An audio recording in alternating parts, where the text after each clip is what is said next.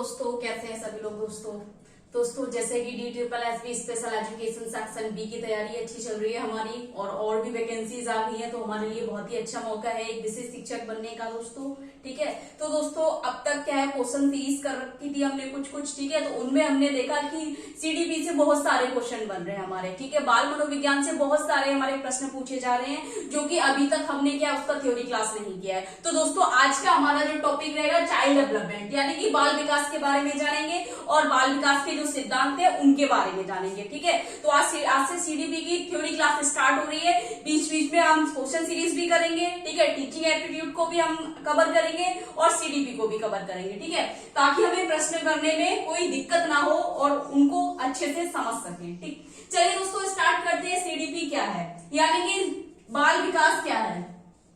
ठीक, बाल विकास के बारे में जानेंगे, बाल विकास क्या है और बाल विकास के सिद्धांत क्या क्या कहते हैं। क्योंकि क्वेश्चन हमारे ऐसे है ना, जब तक हम एक बार थ्योरी नहीं पढ़ेंगे ना, तब तक हम क्वेश्चनों को नहीं समझ पाएंगे। क्वेश्चन कहाँ से आ रहा है, क्या पूछना चाह रहा है, या क्वेश्चन ने किस तरीके से पूछा है, उसका माध्यम क्यों चेंज हुआ, अगर हमें ठीक से पता होगा तो हम प्रत्येक प्रश्न का आंसर या प्रत्येक क्वेश्चन का आंसर अच्छे से दे सकते हैं। इसलिए दोस्तों थ्योरी क्लास करनी बहुत जरूरी थी।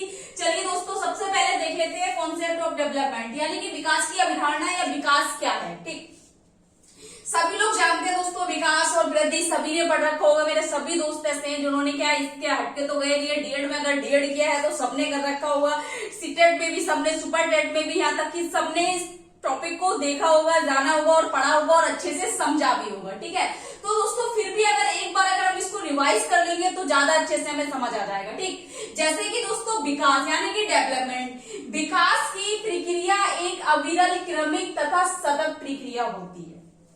विकास क्या है, सतत का मतलब है दोस्तों यहाँ लगातार चलने द्वारा। ठीक है, हमेशा चलती रहती है, कभी खत्म नहीं होती, समाप्त नहीं होती है, कभी नहीं रुकती है। क्रमिक, अपने नियमों को और क्रम के अनुसार विकास की प्रक्रिया लगातार, सतत और ना समाप्त होने वाली प्रक्रिया है, ना खत्म होने वाली प्रक्रिया है, ना रुकने वाली प्रक्रिया, केवल विकास। ठीक है, अब देखिए दोस्तों विकास की प्रक्रिया एक अविरल और क्रमिक तथा सतत प्रक्रिया होती है। विकास की प्रक्रिया में बालक का शारीरिक, क्रियात्मक, संज्ञानात्मक, भाषागत, संवेगात्मक एवं सामाजिक विकास होते हैं।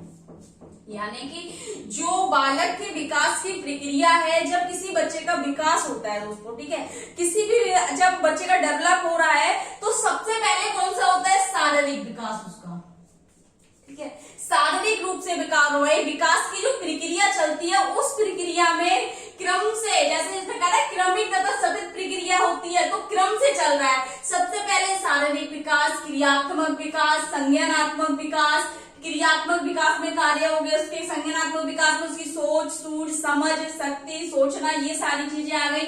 भाषागत यानी कि भाषा से संबंधित विकास, संप्रेक्षण विकास, कौशल कह सकते हैं। संवेगात्मक यानी कि भावनात्मक विकास हो गया उसका, एवं सामाजिक विकास होती है। यानी कि समाज विकास की प्रक्रिया में बालक के कौन कौन से विकास शामिल है, शारीरिक, क्रियात्मक, संज्ञानात्मक, भाषागत, संवेगात्मक एवं सामाजिक विकास। ठीक है, फिर कह रहे हैं विकास की प्रक्रिया में अन्य विकास भी शामिल किए गए हैं, यानी कि अन्य विकासों को भी शामिल किया गया। अगर हम यहाँ बात करें विकासों को भी शामिल किया गया है। इनके अलावा जैसे कि ये बता रहे हैं ना, शारीरिक, क्रियात्मक, संज्ञानात्मक, भाषागत, संवेगात्मक, सामाजिक, इनके अलावा अन्य विकासों को भी शामिल किया गया है विकास की प्रक्रिया में, जो है जैसे दोस्तों रुचि, बच्चे की रुचि, उसका इंटरेस्ट, उसकी आदतें, उसका दृष्टिकोण और जीवन के मूल्य, उसका स्वभाव, उसका व्यवहार, पर्सनैलिटी और उसके व्यवहार, ये सभी विकास की प्रक्रिया है। जो कि सबसे महत्वपूर्ण विकास अगर हम देखें तो इस क्रम से चलता है, और इनके अलावा भी अन्य क्रमों को, अन्य विकासों को शामिल किया गया है। कौन कौन से विकास है, रुचियां, बच्चे की आदतें और उसका दृष्टिकोण, जीवन मूल्य, उसका व्यक्तित्व, स्वभाव और व्यवहार। देखिए दोस्तों अगर इसमें से क्वेश्चन आपको कैसे मिलेगा, देखिए बहुत ही ज्यादा मैंने कॉन्सेप्ट इस तरीके से आज के टॉपिक का तैयार किया है कि जहां से आपके क्वेश्चन बनते हैं ना, बस वही मेन टॉपिक हमने क्लियर करने हैं। क्योंकि वैसे तो सबने पढ़ रखा है, जरूरत नहीं है CDP की या फिर हम बात करें कि इस अवधारणा को समझाने की, किसी को सबने पढ़ रखा है, लेकिन हमने बस टॉपिक क्लियर करने हैं कि कहां से हमारे प्रश्न हमारे परीक्षा में पूछे जाने हैं। ठीक है, तो दोस्तों देखिए अब इसमें क्या है, हमारे पास क्वेश्चन इस तरीके से आएगा कि विकास की प्रक्रिया में के अलावा लिखा हुआ है यहाँ पर, विकास की प्रक्रिया में के अलावा, ठीक है, कौन कौन से, इनके अलावा, जैसे शारीरिक, क्रियात्मक, संज्ञानात्मक, भाषा विकास, संवेगात्मक विकास, सामाजिक विकास के अलावा अन्य कौन से विकासों को शामिल किया गया है। तो उसमें इस तरीके से ऑप्शन होगा, रुचियों एवं आदतों को, दृष्टिकोण एवं जीवन मूल्यों को, स्वभाव एवं व्यक्तित्व, व्यवहार इत्यादि। ठीक है, इस तरीके से अगर आपको ये सारी चीजें आपको पता होंगी तभी आप कर पाएंगे। ठीक है, लेकिन हम क्या सोचते हैं ये विकास तो बाद में होंगे, लेकिन अब इसमें ये शामिल किया गया है ट्रेंडिंग में। अगर हम इसको देखें तो ये सभी विकास एक विकास की प्रक्रिया में शामिल किए गए हैं, ताकि एक व्यक्ति अच्छे से परिपक्व रूप से, एक व्यक्ति, संपूर्ण व्यक्ति का जो परिपक्वता पर पहुंचेगा, मेच्योरिटी लेवल पे पहुंचेगा, तो ये सारे विकास उसमें विकसित हो चुके होंगे। ठीक है, उसके बाद देखिए बाल विकास क्या है। बाल विकास का तात्पर्य बालक के विकास की प्रक्रिया से है, यानी कि बालक के विकास की जो प्रक्रिया है, कौन सी प्रक्रिया दोस्तों, ये प्रक्रिया चल रही है ना, इस विकास की प्रक्रिया से ही है, या बालक का विकास, बाल विकास वह प्रक्रिया है जो बालक के विकास के क्रम का अनुगमन करती है, या कह रहे हैं बाल विकास का तात्पर्य बालक के विकास की प्रक्रिया है। ठीक है, बालक के विकास की प्रक्रिया उसके जन्म से पूर्व गर्भ में ही प्रारंभ हो जाती है। सभी जानते हैं कि बच्चे का विकास कब प्रारंभ हो जाता है, जब वह गर्भ धारण करती है, उसी समय से बच्चे के विकास होना प्रारंभ हो जाता है। ठीक है, फिर कह रहे हैं विकास की इस प्रक्रिया में बालक गर्भावस्था, शैशवावस्था, बाल अवस्था, किशोर अवस्था, प्रौढ़ावस्था इत्यादि अवस्थाओं से गुजरते हुए परिपक्वता की स्थिति प्राप्त करता है। यानी कि कह रहे हैं कि जब बच्चा जन्म से पूर्व गर्भ धारण से उसका विकास होना प्रारंभ हो जाता है, और विकास की इस प्रक्रिया में बालक सबसे पहले गर्भावस्था में, शैशवावस्था में, फिर बाल्यावस्था में, किशोरावस्था, प्रौढ़ावस्था इत्यादि कई अवस्थाओं से गुजरते हुए परिपक्वता की स्थिति को प्राप्त करता है। उसमें कौन कौन से विकास शामिल हो जाते हैं, जैसे इसमें रुचि हो गई, आदत, दृष्टिकोण, जीवन मूल्य, स्वभाव, व्यक्ति, ये इन अवस्थाओं से गुजरते हुए बच्चे में विकास होता है और एक परिपक्वता की स्थिति को प्राप्त करता है। अब देखिए दोस्तों, बाल विकास के कुछ सिद्धांत दिए हुए हैं। ठीक है, एक चीज और आ सकती है, अगर आपसे यहाँ पर क्वेश्चन में इस तरीके से पूछ ले कि बाल विकास की प्रक्रिया में बालक का विकास किन अवस्थाओं से गुजरता है। ठीक है, बाल विकास की प्रक्रिया में बालक का विकास कौन कौन सी अवस्था का अनुगमन करता है, या कौन कौन सी अवस्थाओं से गुजरता है, तब हम कह सकते हैं गर्भावस्था, शैशवावस्था, बाल्यावस्था, किशोरावस्था, प्रौढ़ावस्था। ठीक है, इस तरीके से सबसे निम्नलिखित या प्रमुख अवस्था ये है। वैसे तो अलग अलग मनोवैज्ञानिकों ने अलग अलग तरीके से इनको विभाजित कर रखा है। ठीक है दोस्तों, लेकिन अगर हम बात करें बाल विकास की प्रक्रिया किन अवस्थाओं से गुजरता है, तो सबसे पहले गर्भावस्था में, शैशवावस्था में, बाल अवस्था में, किशोरावस्था में, प्रौढ़ावस्था में। ठीक है, ये चीजें हमें ऑप्शन ध्यान में रखने हैं। ठीक है, उसके बाद देखिए प्रिंसिपल्स ऑफ चाइल्ड डेवलपमेंट, बाल विकास के सिद्धांत। बाल विकास के सिद्धांतों का अनुगमन करते हुए बच्चा क्या है, एक विकास की प्रक्रिया को पूर्ण करता है, या अगर हम बात करें बच्चे के विकास की प्रक्रिया परिपूर्ण हो पाती है। बाल विकास के सिद्धांत से हमें पता चलता है कि किस तरीके से बच्चे में विकास होता है। देखिए दोस्तों, सबसे पहला है व्यक्तिगत भिन्नता का विकास। व्यक्तिगत भिन्नता का विकास कहता है दोस्तों, यह व्यक्तिगत भिन्नता का सिद्धांत कहता है, व्यक्तिगत भिन्नता सिद्धांत कहता है कि कोई भी व्यक्ति एक समान नहीं होता। ठीक है, अब व्यक्तिगत ना तो वो शारीरिक रूप में एक समान होगा, ना बौद्धिक रूप में एक समान होगा। व्यक्तिगत भिन्नता दोनों व्यक्तियों में, या कोई तीन व्यक्ति या दो व्यक्ति में अलग अलग भिन्नता होगी, उनके सोचने समझने की, उनकी रुचि की भिन्नता होगी, शारीरिक रूप से भिन्नताएं हमें देखने को मिलेंगी। तो एक समान नहीं होना, यानी व्यक्तिगत भिन्नता का सिद्धांत कहता है कि कोई भी व्यक्ति एक जैसा नहीं होता, एक समान नहीं होता, उनमें रुचि या शारीरिक और मानसिक दोनों की जो विकास होगा वह क्या होगा, भिन्न भिन्न गति से होगा, भिन्न भिन्न दर में होगा। ठीक है, तो क्या हो गया व्यक्तिगत भिन्नता का सिद्धांत। दूसरा विकास है दोस्तों, दूसरा सिद्धांत है निरंतरता या सतत विकास का सिद्धांत। यानी कि निरंतरता का मतलब निरंतर चलने वाली प्रक्रिया है। जैसे हमने यहाँ पढ़ा ना कि विकास की प्रक्रिया सतत प्रक्रिया है, यानी कि सतत यानी कि निरंतर चलने वाली। प्रक्रिया है। निरंतर मतलब हमेशा चलने वाली, और सतत का मतलब है लगातार बार बार चलने वाली, ठीक है, जो कि कभी खत्म नहीं होती। विकास कभी खत्म नहीं होता, क्योंकि व्यक्ति किसी न किसी स्थिति में कुछ ना कुछ सीखता रहता है, किसी न किसी अवस्था में। तो विकास क्या है दोस्तों? विकास की निरंतरता का सिद्धांत कहता है कि विकास निरंतरता एवं सतत विकास का सिद्धांत, की विकास हमेशा चलने वाली प्रक्रिया और सतत रूप से चलने वाली प्रक्रिया है। यानी कि यह प्रक्रिया निरंतर चलती रहती है, मृत्यु तक चलती रहती है। व्यक्ति, बच्चा गर्भधारण से लेकर मृत्यु तक कुछ ना कुछ सीखता रहता है। यह संपूर्ण जीवन तक चलने वाली प्रक्रिया विकास की निरंतर प्रक्रिया का सिद्धांत है। ठीक, उसके बाद तीसरा विकास है दोस्तों, तीसरा सिद्धांत विकास की दिशा का सिद्धांत। अब दिशा क्या है दोस्तों? इसमें इन्होंने क्या बताया? विकास की दिशा का सिद्धांत दो भागों में बांटा गया है, यानी कि विकास किस दिशा में हो रहा है। ठीक है, तो विकास की दिशा का सिद्धांत क्या है? कौन कौन सी दिशा में? दो दिशा है इसकी, एक तो है मस्तादानुमुखी,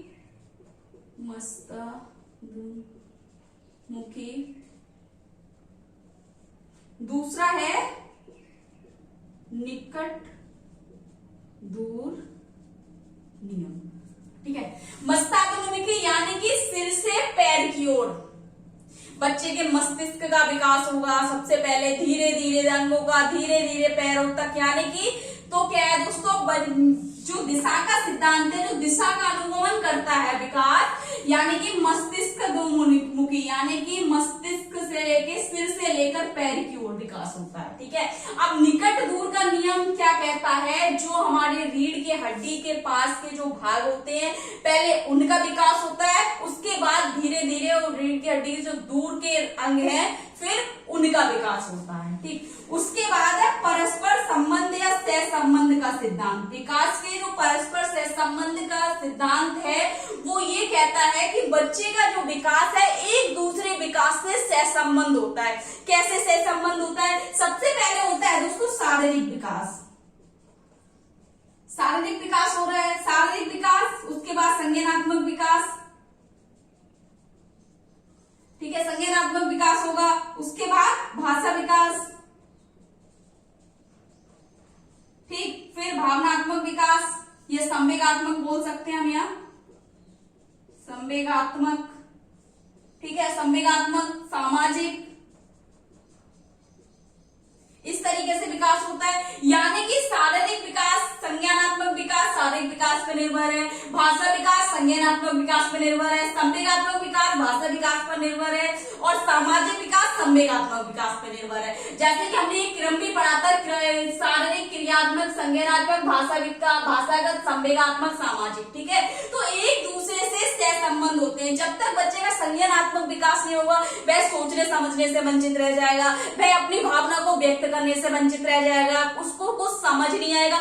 जब वह इस तरीके से क्रिया नहीं कर पाएगा, तो क्या है, कहीं ना कहीं उसका भाषा कौशल, यानी कि अगर संप्रेक्षण कौशल प्रभावित होती है, यानी कि उसका क्या होगा, भाषा विकास उस पर प्रभावित होगा। ठीक है, अब जब भाषा विकास प्रभावित हो जाता है, तो कहीं ना कहीं सामाजिक कौशल बच्चे में विकसित नहीं हो पाते। यानी कि सहसंबंध का सिद्धांत यही कहता है बाल विकास का, कि एक दूसरे से सब सहसंबंध है, एक दूसरे पर विकास निर्भर होते हैं। ठीक, उसके बाद देखिए दोस्तों, पांचवा सिद्धांत है सामान्य से विशिष्ट के विकास का सिद्धांत। यानी कि बाल विकास क्या है, सामान्य से विशिष्ट की ओर होता है। कोई भी बच्चा सबसे पहले सरल चीजों को करता है, सरल क्रियाओं को सीखता है, उसके बाद विशिष्ट होता है। जैसे धीरे धीरे वह क्या करता है, किसी भी सरल कार्य को कर रहा है, हाथ पैर चला रहा है, उसके बाद धीरे धीरे उठ रहा है, यानी कि विशिष्ट की तरफ उसका विकास हो रहा है। या अगर हम बात करें सीखने के हिसाब से, तो अगर बच्चा अधिगम स्थिति पर पहुंच गया, अधिगम अवस्था में आ गया है, तो पहले वह छोटी छोटी चीजों को सीखता है, उसके बाद बड़ी बड़ी चीजों को सीखता है। पहले मूर्त रूप से जानता है, उसके बाद अमूर्त रूप से जानता है।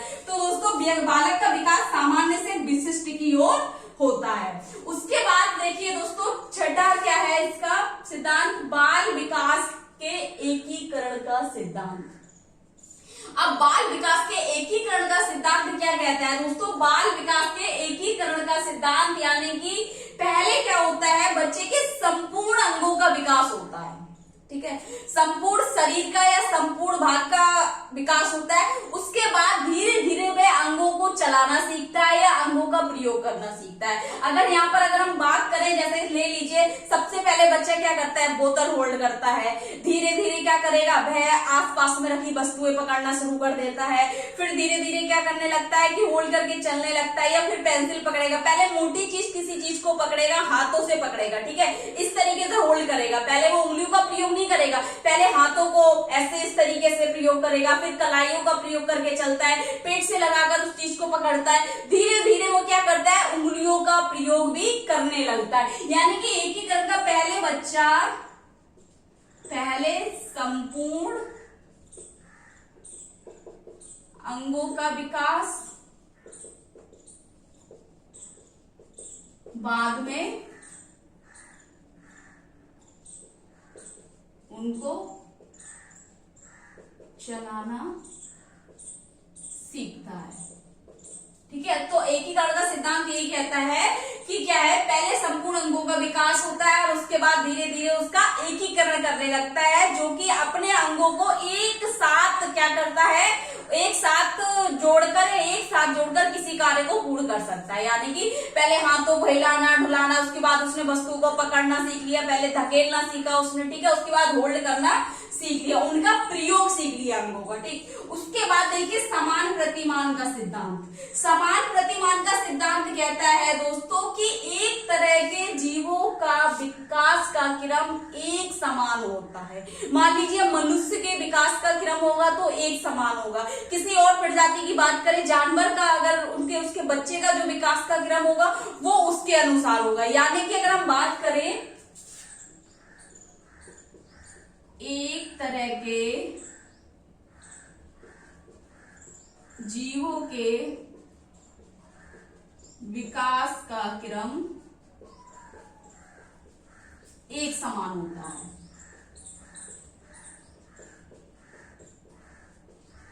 ठीक है, एक समान होता है। तो समान प्रतिमान का सिद्धांत कहता है कि एक तरह के जीवों के विकास का क्रम एक समान होता है। तो आप इन चीजों को नोट कर लें दोस्तों, क्योंकि हो सकता है आपसे इतना पूछा जाए प्रश्न में, एक समान प्रतिमान का सिद्धांत क्या कहता है या उसका क्या तात्पर्य है या किससे संबंधित, तब आप उसमें अगर ऑप्शन मिल जाएगा आपको कि एक तरह के समान या समान जीवों का विकास का क्रम समान होता है, तब आप कर सकते हैं उसको। देखिए 8वां देखिए सिद्धांत, विकास क्रम की एक रूपता का सिद्धांत। यानी कि विकास क्रम की एक रूपता का सिद्धांत कहता है दोस्तों कि विकास के क्रम को बदल नहीं सकते आप, विकास का क्रम जो रहेगा वही रहेगा, विकास के क्रमों को बदला नहीं जा सकता। विकास के क्रम को बदला नहीं जा सकता, ठीक है। क्यों नहीं, कैसे? जैसे कि दोस्तों देखिए कोई भी बच्चा है सबसे पहले जन्म होते ही भागना शुरू नहीं करता है, दौड़ना शुरू नहीं करता है। धीरे धीरे क्या करता है, जब बच्चे का जन्म हो रहा है, उसका विकास हो रहा है, अपनी गर्दन को कंट्रोल करना सीखता है, अपने धड़ को कंट्रोल करना सीखता है, पीठ के बल लेटा रहता है, धीरे धीरे पेट के बल लेटना सीखेगा। उसके बाद क्या करेगा, सपोर्ट के साथ बैठना सीखेगा, उसके बाद घुटने के साथ चलना सीखेगा, फिर सपोर्ट के साथ खड़ा होना सीखेगा, उसके बाद क्या करेगा, सपोर्ट के साथ चलना सीखेगा, फिर आत्मनिर्भर रूप से दौड़ना सीखेगा। तो ऐसा नहीं होता कि सबसे पहले बच्चा उठकर क्या करेगा, जन्म के बाद तुरंत दौड़ना सीखेगा, बाद में बैठना सीखेगा, ऐसा नहीं हुआ। विकास का जो क्रम है उसी एक रूप क्रम से चलता है। यानी कि विकास क्रम की एक रूपता का सिद्धांत, यानी कि एक रूपता का अनुगमन करता है। पहले बच्चा गर्दन को होल्ड करना सीखेगा, गर्दन संभालना सीखेगा, उसके बाद ही बैठना सीखेगा, फिर घुटनों के बल चलना सीखेगा, सपोर्ट के साथ चलना सीखेगा, उसके बाद बच्चा चलना सीखेगा। तो वही कह रहे हैं कि विकास के क्रम को बदला नहीं जा सकता, विकास एक रूपता के क्रम का अनुगमन करता है। तो विकास क्रम की एक रूपता का सिद्धांत यही है। फिर देखिए दोस्तों, विकास की भविष्यवाणी की जा सकती है। कैसे? बच्चे के वृद्धि और विकास को ध्यान में रखकर हम उसकी भविष्यवाणी कर सकते हैं कि इस बच्चे का जो परफॉर्मेंस है, क्रियात्मक निष्पादन है, कि बहुत अच्छा रहेगा, ये भविष्य में जाकर कुछ कर सकता है। तो कैसे कर सकता है, हम उसके वृद्धि और विकास को ध्यान में रखकर हम कह सकते हैं कि यह बच्चा क्या करेगा, आगे जाकर बहुत अच्छा व्यक्ति बन सकता है, या बहुत इंटेलिजेंट होगा, या बहुत जिज्ञासु व्यक्ति बनेगा। तो इस तरीके से कह सकते हैं कि विकास की भविष्यवाणी की जा सकती है। उसके वृद्धि और विकास को ध्यान में रखकर हम ये बात कह सकते हैं कि विकास की भविष्यवाणी की जा सकती है। तो ये सिद्धांत है दोस्तों बाल विकास के। अब इसमें से आपको कहीं भी पूछ सकते हैं, मोस्ट इंपोर्टेंट ये आपके हैं, ठीक है, जो कि एक जैसे सिद्धांत हमें लगते हैं, कभी कभी हम कंफ्यूज हो जाते हैं इनमें। तो आप ये 4 सिद्धांत ऐसे इनको आप रट लीजिए, बहुत अच्छे से डिटेल में भी पढ़ लीजिए, बाकी कहीं दिक्कत नहीं आएगी। और भी हम लेक्चर क्लास करते रहेंगे इसके अलावा, ठीक है। सभी को हमने कवर करना है जल्दी जल्दी, और क्वेश्चन सीरीज भी हमारी चलती रहेगी बीच बीच में। तो अगर कुछ समझ नहीं आ रहा है, आपको कुछ डाउट लग रहा है, कुछ पूछना है, तो कमेंट बॉक्स में जाके कमेंट करें। ज्यादा से ज्यादा वीडियो लाइक करें, चैनल को सब्सक्राइब करें, बेल आइकन को प्रेस कर दें ताकि हर आने वाली वीडियो आपको मिलती रहे। और प्लेलिस्ट में जाकर अब मैंने आपको बहुत और इजी कर दिया, मैंने थ्योरी क्लास सारे एक तरफ कर दिए, स्पेशल एजुकेशन वाली प्लेलिस्ट में मिल जाएगा। और आपको जो क्वेश्चन सीरीज है वो मैंने उसको अलग कर दिया है, वो सारी सीरीज से आपको अलग अलग वीडियो मिल जाएगी, एक प्लेलिस्ट में सेव है, ठीक है। तो आप जाकर उसमें देख सकते हैं लास्ट वीडियो या लास्ट क्लासेस अगर आपको देखनी है। तो थैंक यू सो मच दोस्तों, ज्यादा से ज्यादा शेयर करते रहेगा।